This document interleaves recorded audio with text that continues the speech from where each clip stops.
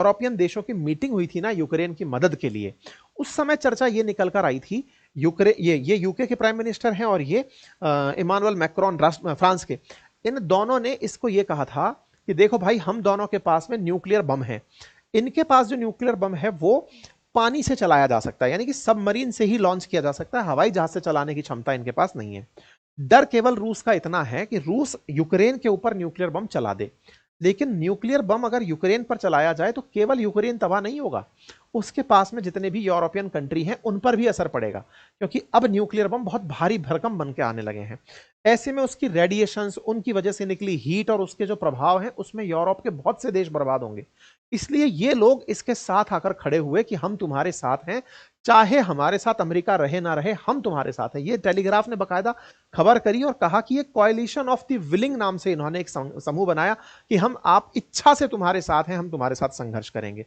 उधर अमेरिका इसको धमकाता रहा, लेकिन यूके पूरी तरह यूक्रेन के साथ खड़ा हुआ और रूस के ऊपर सैंक्शंस लगाता रहा। और जैसे ही ये घटना हुई है, यूएस से यूके ने फाइटर जेट्स मांगे हैं जो कि न्यूक्लियर बम को फेंक सकें। अभी भारत के पास ऐसी सुविधा है कि वो जल, नभ से, जल से और थल से, तीनों तरह से न्यूक्लियर बम फेंक सकता है। यूके के पास जो सुविधा है वो केवल सबमरीन से ही फेंक सकता है, ट्राइडेंट से। बाकी जो है ना, उसके पास सुविधाएं नहीं है, फाइटर जेट के थ्रू वो न्यूक्लियर बम नहीं फेंक सकता। ये अमेरिका से मांग रहा है कि हमें दे दो और हम पैसा खर्च करने को तैयार हैं। यूके तैयारी कर रहा है। इसका मतलब धीरे धीरे दुनिया में एक माहौल बनता जा रहा है कि इस घटना का अगर रिटेलिएशन होगा तो वो कितना भारी भरकम होगा, और जब इतना भारी भरकम होगा तो ऑब्वियस सी बात है परमाणु हमले की चर्चाएं होंगी, और परमाणु हमले की चर्चाएं होंगी तो क्या वर्ल्ड वॉर हो सकता है। देखिए, वर्ल्ड वॉर 3 को लेकर आप और हम तो तमाम बातें करते ही रहते हैं, दुनिया भर में कई सर्वे चलते रहते हैं। ऐसे ही यूगोव करके एक एजेंसी है, उसने इस सर्वे को करवाया और यह जानने का प्रयास किया कि लोग क्या मानते हैं। तो यूरोपियंस का थॉट प्रोसेस लिया गया, जिसमें कि द्वितीय विश्व युद्ध के 80 साल बाद फिर से विश्व युद्ध के बारे में लोग सोच रहे हैं। लोगों का मानना है, 55% लोगों ने माना कि अभी भी एक और वैश्विक युद्ध संभव है, और 76% ने माना कि इस बार जब वर्ल्ड वॉर होगा तो उसमें न्यूक्लियर बॉम्ब का उपयोग किया जाएगा।